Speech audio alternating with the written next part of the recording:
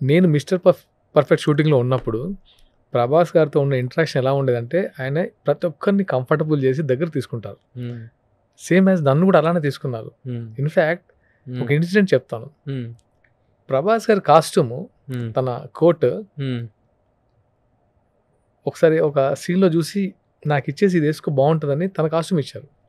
అంత sweet person. మా మధ్య ఎటువంటి అంటే ఆయన స్థాయి పెద్ద స్థాయి అయినా సరే మనతో మింగిల్ అయిపోయి మనకు కోఆపరేట్గా ఉంటారు. I respect him lot. ఆయన ఎక్కడ ప్యాన్ చేస్తారు. నేను ఆయన గురించి మాట్లాడేది అసలు మాట్లాడితే ఏమవుతుందో అర్థం కావట్లేదు.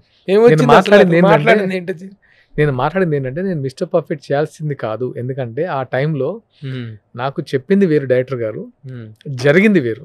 దీనిలో ప్రభాస్ ఎక్కడున్నారు సార్? ప్రభాస్ గారు ఎక్కడున్నారు సార్? ప్రభాస్ గారు లేరు. కాకపోతే ప్రభాస్ గారుతో అసలు నాకు కంపారిజన్ ఏముంది అసలు? ప్రభాస్ గారు ప్రస్తావన లేదు. అండ్ ఇంకోటి ఏంటంటే నేను రిగ్రెట్ అయిన మాట వాస్తవం. ఎందుకంటే నాకు చెప్పిన క్యారెక్టర్ అయినా వేరు, చేసింది వేరు కాబట్టి నేను డెఫినెట్ రిగ్రెట్ అవుతాను.